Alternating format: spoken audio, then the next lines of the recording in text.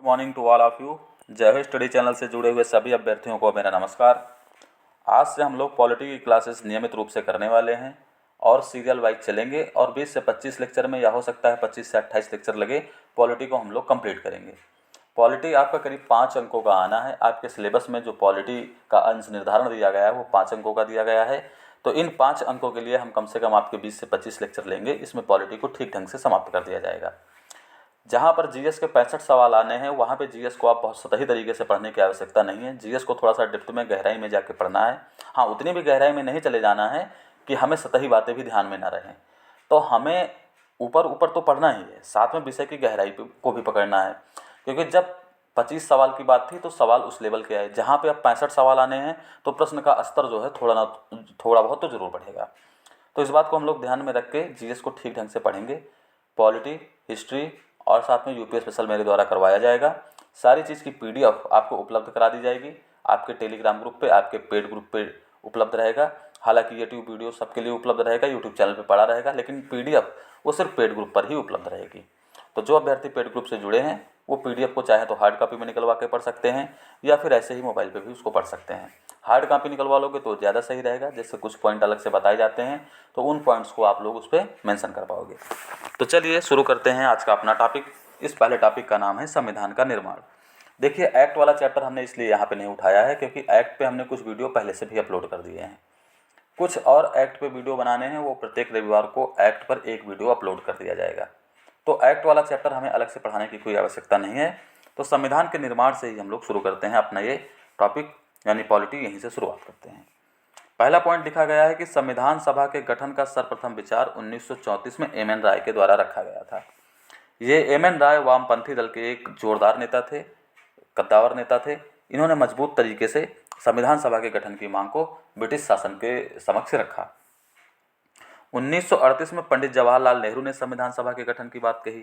1938 में हरिपुरा में कांग्रेस का वार्षिक अधिवेशन हुआ था और उस वार्षिक अधिवेशन के अध्यक्ष थे सुभाष चंद्र बोस। तो सुभाष चंद्र बोस की अध्यक्षता में कांग्रेस का वार्षिक अधिवेशन हरिपुरा में हुआ और इसी हरिपुरा अधिवेशन में 1938 में पंडित जवाहरलाल नेहरू ने संविधान सभा के गठन की बात कही। नेहरू की मांग को ब्रिटिश सरकार ने सैद्धांतिक रूप से स्वीकार भी कर लिया। उसके बाद अगस्त प्रस्ताव के रूप में ब्रिटिश शासन के द्वारा एक प्रस्ताव पेश किया गया। उसी प्रस्ताव का नाम रखा गया था अगस्त प्रस्ताव, और ये अगस्त प्रस्ताव 1940 में पेश किया गया और इसको पेश किया था तत्कालिक वायसराय लिनलिथिगो के द्वारा पेश किया गया था। हमें लाड लगाने की कोई आवश्यकता नहीं है क्योंकि ये हमारी कोई मजबूरी नहीं है कि हम इन लोगों के आगे लाड लगा के इनका संबोधन करें। उसके बाद कांग्रेस और मुस्लिम लीग दोनों ने इसको अस्वीकार कर दिया। दोनों के द्वारा अस्वीकार करने के पीछे अपने अपने तर्क थे।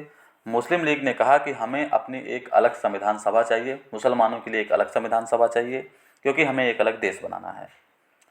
एक सवाल बहुत एग्जाम में पूछा जाता है कि जो पृथक राष्ट्र का सिद्धांत है या द्विराष्ट्र का सिद्धांत है वो किसने दिया था? तो वो दिया था इकबाल ने दिया था। इस बात को ध्यान में रखिएगा आप लोग, यानी द्विराष्ट्र सिद्धांत की बात की थी इकबाल ने। पाकिस्तान नाम का जो सुझाव है वो दिया था चौधरी रहमत अली ने दिया था। तो ये दोनों फैक्ट आप लोग अलग अलग याद रखिएगा। चौधरी रहमत अली ने पाकिस्तान शब्द का प्रयोग पहली बार किया था और जो इकबाल थे उन्होंने द्विराष्ट्र सिद्धांत की बात की थी।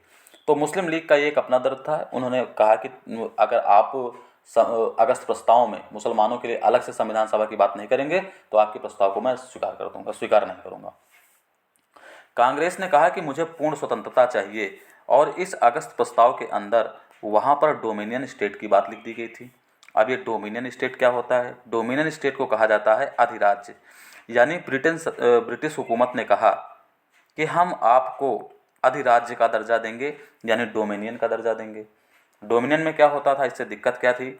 इसमें रक्षा, विदेश और संचार, रक्षा का मतलब डिफेंस, विदेश का मतलब फॉरेन और संचार का मतलब होता है कम्युनिकेशन।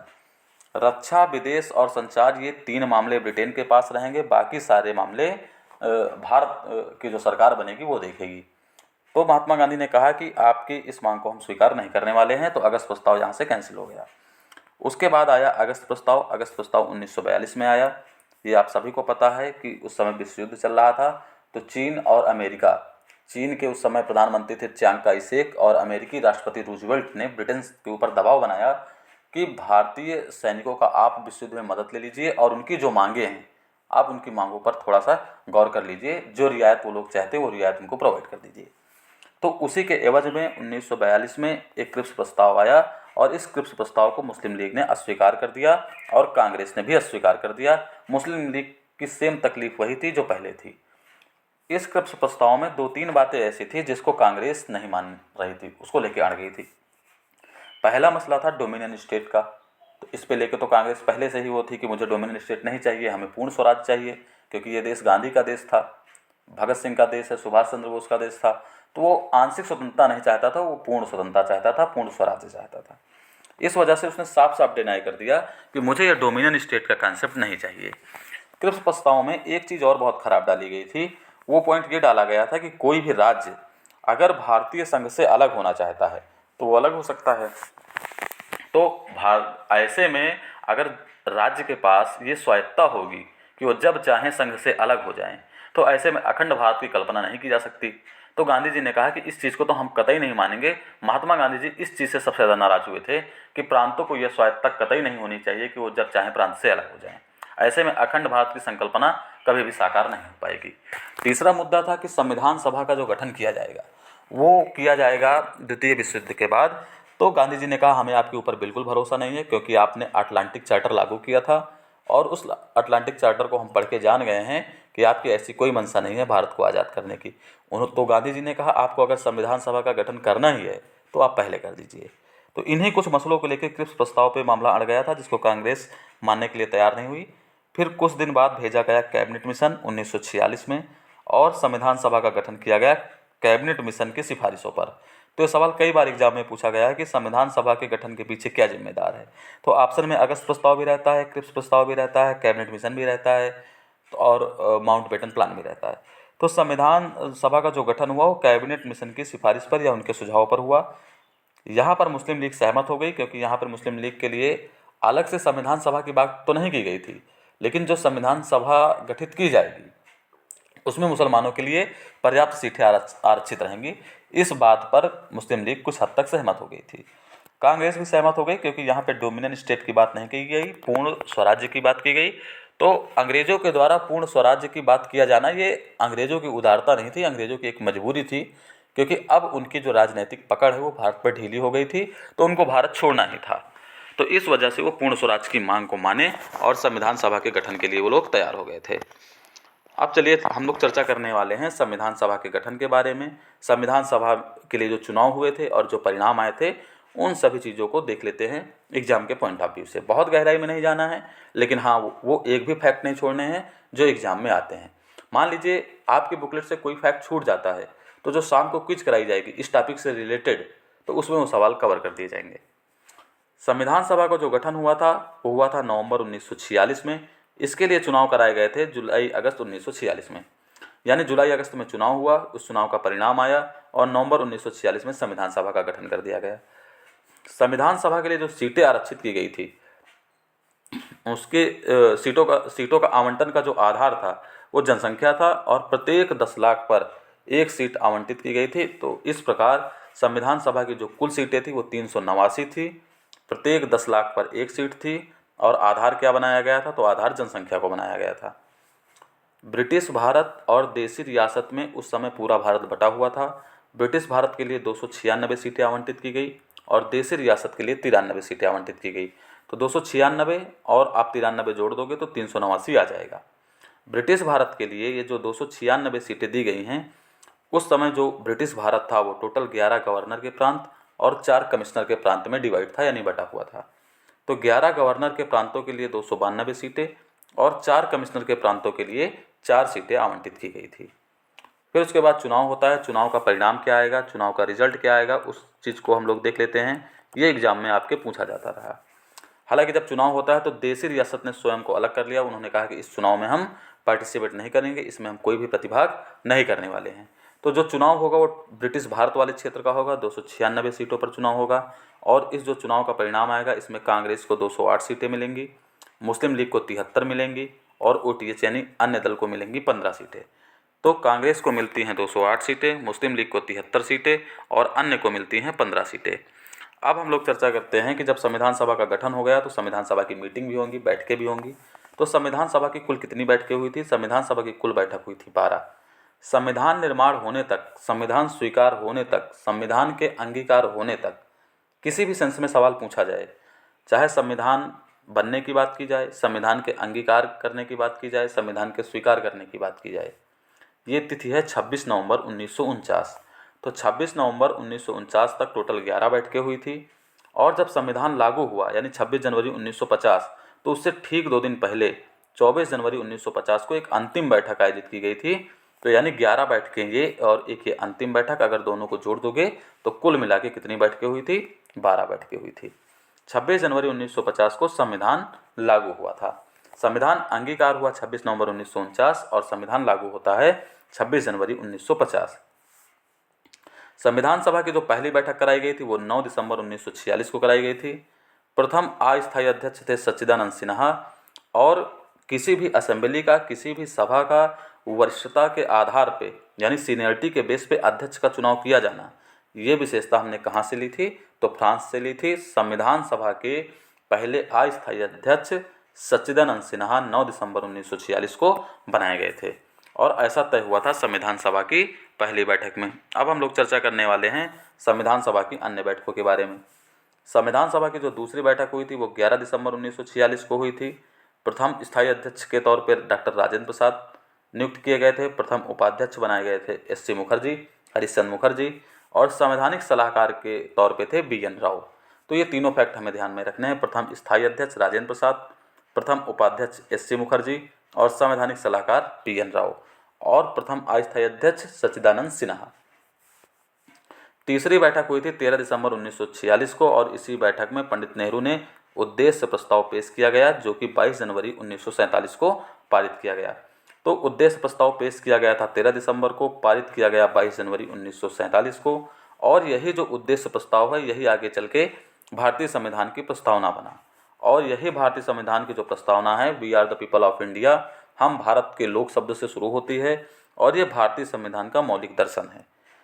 एक बार ये सवाल पूछा जाता है कि जो हम भारत के लोग शब्द से प्रस्तावना की शुरुआत होती है तो इसका क्या सेंस है? तो इसका मतलब यही होता है कि इस देश में जो सर्वोच्च शक्ति है वो जनता के पास है, यानी इस देश में जनता ही सबसे ऊपर है। उसके बाद यहाँ पे लिखा गया है प्रस्तावना की भाषा। तो प्रस्तावना की भाषा जो है वो ऑस्ट्रेलिया से ली गई है। भारत शब्द का इसमें उल्लेख जो है वो 2 बार हुआ है। अब प्रस्तावना से संबंधित वाद को देख लेते हैं। हालांकि वाद तो इससे रिलेटेड कई सारे हुए थे, टोटल 6 वाद हुए थे, लेकिन हमको पढ़ने हैं 2 जो एग्जाम के पॉइंट ऑफ व्यू से इम्पॉर्टेंट हैं। बाकी जो पूछा जाता है तो उसमें था एक बेरुवाड़ी संघ 1960। प्रस्तावना संविधान का भाग नहीं है, इसमें यह निर्णय आया था कोर्ट के द्वारा। उसके बाद केशवानंद भारतीवाद 1973 होता है और इस केशवानंद भारतीवाद में ये बताया गया कि प्रस्तावना संविधान का भाग है किंतु शक्ति का स्रोत नहीं है, यह उसका मौलिक ढांचा है। तो कहने का तात्पर्य है जैसे ही केशवानंद भारतीवाद आया 1973, इसी निर्णय के बाद फिर इसमें संशोधन होना संभव हो पाया, क्योंकि जब बेरुवाड़ी संघ 1960 में बता दिया गया था कि प्रस्तावना संविधान का भाग नहीं है तो उस प्रस्तावना में कोई भी शब्द जोड़े नहीं जा सकते थे, क्योंकि संविधान में संशोधन केवल उन्हीं चीज़ों में हो सकता है जो संविधान के भाग हो, और अगर प्रस्तावना संविधान का भाग है ही नहीं है तो उसमें संशोधन संभव ही नहीं था। लेकिन जैसे ही केशवानंद भारतीवाद आता है, इसका डिसीजन आता है, बता दिया गया कि प्रस्तावना संविधान का भाग है, वैसे ही संविधान में संशोधन प्रस्तावना में संशोधन करने की क्षमता संसद के अंदर आ गई। लेकिन इसमें एक चीज़ और बता दी गई कि वह उसका मौलिक ढांचा है।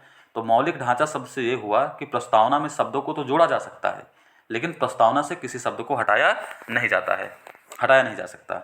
तो प्रस्तावना में 42वें संविधान संशोधन 1976 के द्वारा एक बार संशोधन हुआ और उसमें 3 नए शब्द जोड़े गए, और 3 नए शब्दों में हैं समाजवादी, यानी समाज में हर लोग बराबर हैं, पंथ निरपेक्ष, यानी इस देश का कोई एक निश्चित पंथ नहीं होगा, सभी पंथों को बराबर सम्मान दिया जाएगा, और उसके बाद तीसरा जोड़ा गया था अखंडता, यानी कोई भी प्रांत या कोई भी स्टेट भारतीय संघ से अलग नहीं हो सकता। हालांकि ये सारे लक्षण पहले से ही भारतीय संविधान में मौजूद थे, लेकिन इनका उल्लेख प्रस्तावना में यानी संविधान के पहले पृष्ठ पर नहीं किया गया था। तो ये बार बार राजनीतिज्ञों की इच्छा थी, राजनीतिकारों की इच्छा थी कि इन शब्दों को प्रस्तावना में जोड़ा जाए, लेकिन जब बेरुवाड़ी संघ 1960 का निर्णय आया था तो इसके द्वारा संसद बाध्य हो गई थी कि उसमें कोई भी संशोधन वो नहीं कर पाएगी।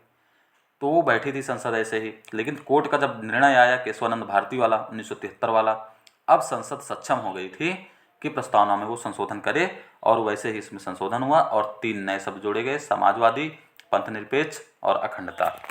अब चलिए चर्चा करते हैं हम लोग संविधान में कौन कौन से कितने प्रकार के न्याय, कितने प्रकार की समानता और कितने प्रकार के बंधुत्व का उल्लेख किया गया है। ये एग्जाम में बहुत पूछा जाता है। 3 प्रकार के न्याय की चर्चा की गई है, जिसमें सामाजिक न्याय, आर्थिक न्याय और राजनैतिक न्याय की चर्चा है। 5 प्रकार की स्वतंत्रता है, विचार, अभिव्यक्ति, धर्म, विश्वास और उपासना। 2 प्रकार की समानता का उल्लेख है, प्रतिष्ठा और अवसर की समानता का उल्लेख है। 1 प्रकार के बंधुत्व का उल्लेख है, और ये हमने लिया है फ्रांस से। प्रस्तावना न्याय योग्य नहीं है, इसको कोर्ट में चैलेंज नहीं किया जा सकता। यानी आप ये नहीं कह सकते हैं कि यहाँ पे प्रस्तावना का उल्लंघन हो रहा है तो इसको कह के आप न्यायालय नहीं जा सकते हैं। उसके बाद देखिए लिखा गया है 22 जुलाई 1947, इस तिथि को राष्ट्रीय ध्वज को अपनाया गया था। ये एग्जाम में बहुत पूछा जाता है कि राष्ट्रीय ध्वज को कब अपनाया गया, तो राष्ट्रीय ध्वज को 22 जुलाई 1947 को अपनाया गया था। आप तिथि देख सकते हैं 22 जुलाई 1947। मई 1949 में भारत ने राष्ट्रमंडल की सदस्यता ली थी। हालांकि कुछ राजनीतिज्ञों ने इसे भारतीय संप्रभुता के लिए खतरा बताया है, लेकिन फिलहाल वर्तमान के बदलते हुए राजनीतिक परिदृश्य में या इस वैश्विक युग में कहीं ना कहीं ये एक ज़रूरी चीज़ भी थी, जिसकी वजह से भारत ने अपनी राष्ट्रमंडल में सदस्यता ले ली थी। तो कहने का मतलब है ये संप्रभुता पर एक कलंक नहीं है, संप्रभुता के लिए एक खतरा ना होके राजनीतिज्ञों की एक दूरदर्शिता का परिणाम हम कह सकते हैं। उसके बाद देखो 24 जनवरी 1950 राष्ट्रगान और राष्ट्रगीत को अपनाया गया था, और जो भारत के पहले राष्ट्रपति थे उनका नाम था डॉक्टर राजेंद्र प्रसाद। डॉक्टर राजेंद्र प्रसाद भारत के पहले राष्ट्रपति बने। राष्ट्रगान और राष्ट्रगीत को अपनाया गया 24 जनवरी 1950 को। उसके बाद हम देखते हैं संविधान सभा की समितियां। संविधान सभा की समितियों में दिया गया है संघ शक्ति समिति, संघीय संविधान समिति और राज्यों के लिए समिति। इनके अध्यक्ष बनाए गए थे जवाहरलाल नेहरू। देखो अगर संविधान सभा बनी थी, उसको कार्य करना था तो बहुत सारे काम थे, तो समितियों के माध्यम से काम किए गए। तो ये जो समितियां बनाई गई हैं उनके हेड कभी कभी एग्जाम में पूछे जाते हैं। तो संघ, संघीय और राज्यों के लिए समिति के हेड थे जवाहरलाल नेहरू। प्रक्रिया समिति और संचालन समिति के हेड थे डॉक्टर राजेंद्र प्रसाद। प्रारूप समिति के हेड थे डॉक्टर भीमराव अम्बेडकर, और प्रांतीय संविधान समिति के हेड थे वल्लभ भाई पटेल। उसके बाद एक समिति बनाई गई थी मौलिक अधिकार और अल्पसंख्यक संबंधी समिति, और इसके हेड थे वल्लभ भाई पटेल। तो यानी वल्लभ भाई पटेल प्रांतों के लिए जो संविधान समिति बनी थी उसके तो हेड थे ही, साथ में मौलिक अधिकार और अल्पसंख्यक समिति के भी हेड थे। चूँकि सरदार वल्लभ भाई पटेल एक बड़े नेता और एक जिम्मेदार नेता थे, जिसकी वजह से उनके ऊपर वर्कलोड बहुत अधिक था। तो वर्कलोड अधिक हो जाने की वजह से इस समिति की 2 उप समितियाँ बनाई गई थी। यानी एक को कहा गया मौलिक अधिकार संबंधी उप समिति और दूसरे को कहा गया अल्पसंख्यक संबंधी उप समिति। तो ये जो अल्पसंख्यक संबंधी उप समिति बनाई गई, इसके हेड बनाए गए एस.सी. मुखर्जी, और जो मौलिक अधिकारों संबंधी उप समिति बनाई गई, इसके हेड बनाए गए जे.बी. कृपलानी। और इन दोनों समितियों में जब एस.सी. मुखर्जी और जे.बी. कृपलानी जब अंतिम रिपोर्ट तैयार करते थे तो वो रिपोर्ट वल्लभ भाई पटेल के पास पहुंचती थी, क्योंकि इन दोनों के हेड कौन थे? वल्लभ भाई पटेल थे। उसके बाद हम देखेंगे प्रारूप समिति के बारे में। प्रारूप समिति से एग्जाम में सवाल अक्सर पूछा जाता रहा है, बहुत महत्वपूर्ण समिति है। इसका एक और नाम था पांडुलेखन समिति के नाम से भी इसको जाना जाता है। तो प्रारूप समिति में क्या क्या सवाल बनते हैं? पहला सवाल तो यही बनता है कि प्रारूप समिति का गठन कब किया गया था? तो 29 अगस्त 1947 को इसका गठन किया गया था, और प्रारूप समिति ने ही कार्य किया था देश के लिए संविधान लिखने का। इसका दूसरा नाम है पांडुलेखन समिति, अंग्रेजी में इसको बोला जाता है ड्राफ्टिंग कमेटी। और इस प्रारूप समिति के हेड बनाए गए थे डॉक्टर भीमराव अम्बेडकर। अध्यक्ष को अगर शामिल कर लिया जाए तो कुल सदस्यों की संख्या इसमें 7 थी, जिसमें एक नाम आता है के.एम. मुंशी। ये एकमात्र कांग्रेसी व्यक्ति थे के.एम. मुंशी। उसके बाद देखिए सैयद मोहम्मद सादुल्लाह हैं, अल्लादी कृष्ण स्वामी हैं, गोपाला स्वामी हैं, डी.पी. खेतान हैं, बी.एल. मित्र हैं। ये दोनों हालांकि चेंज हो जाएंगे, डी.पी. खेतान की जगह पे एन माधव राव आ जाएंगे और बी.एल. मित्र की जगह पे टी.टी. कृष्णमाचारी आ जाएंगे। एक चीज़ गौर करिएगा तो लगभग ज़्यादातर लोगों के नाम में आपको कृष्ण लगा हुआ मिल जाएगा। जैसे देख लीजिए कृष्णमाचारी, माधवराव, ये भी कृष्ण से रिलेटेड नाम है, कृष्ण जी की पर्यायवाची है। गोपाला स्वामी, ये भी कृष्ण की पर्यायवाची है। कृष्णा स्वामी, इसमें कृष्ण लगा ही हुआ है। तो ज़्यादातर नामों में ऐसे लिखा हुआ मिल जाएगा, तो आप याद कर सकते हैं, क्योंकि सवाल वहाँ ऐसे पूछा जाएगा कि प्रारूप समिति में निम्नलिखित में से कौन सा सदस्य नहीं था। तो इस चीज़ को आप लोग ध्यान में रखिएगा। अब चलिए आगे चर्चा करते हैं कि कौन से, जब सरकार का गठन हुआ, अंतरिम सरकार का या फिर स्वतंत्र भारत का जो पहला कैबिनेट बना, तो उसमें किसको कौन सा मंत्रालय दिया गया था। तो इसमें स्वतंत्र भारत का पहला कैबिनेट लिखा गया है और अंतरिम सरकार के भी कभी कभी कुछ पद पूछे जाते हैं। तो अंतरिम सरकार के कभी कुछ पद कभी कभी पूछे गए हैं, तो उसको टेलीग्राम ग्रुप पे उपलब्ध करा दिया जाएगा। स्वतंत्र भारत का जो पहला कैबिनेट बना था उसकी हम चर्चा करते हैं कि कौन सा विभाग किसको मिला था। तो राष्ट्रमंडल और विदेश विभाग ये मिला था जवाहरलाल नेहरू को, क्योंकि जवाहरलाल नेहरू उस समय के तत्कालिक पहले पीएम थे, यानी भारत के पहले पीएम थे, इस नाते उन्हें राष्ट्रमंडल और विदेश विभाग मिला। गृह मंत्रालय एवं सूचना प्रसारण ये मिला था सरदार वल्लभ भाई पटेल को। खाद्य एवं कृषि ये मिला था डॉक्टर राजेंद्र प्रसाद को। शिक्षा विभाग ये मिला था अबुल कलाम आज़ाद को। रेलवे और परिवहन ये मिला था जान मथाई को। वित्त विभाग ये मिला था आर.के. षणमुगम शेट्टी को। विधि मंत्रालय मिला था भीमराव अम्बेडकर को। श्रम मंत्रालय मिला था बाबू जगजीवन राम को। स्वास्थ्य मंत्रालय मिला था राजकुमारी अमृता कौर को। और संचार विभाग मिला था रफ़ी अहमद किदवई को। तो आज के इस वीडियो लेक्चर में हम लोग इतना ही कवर करेंगे। बाकी जो अगला चैप्टर है संघ और उसका राज्य क्षेत्र, यानी आर्टिकल 1 से लेकर 4 तक, इसको हम लोग कंप्लीट करने वाले हैं कल के वीडियो लेक्चर में।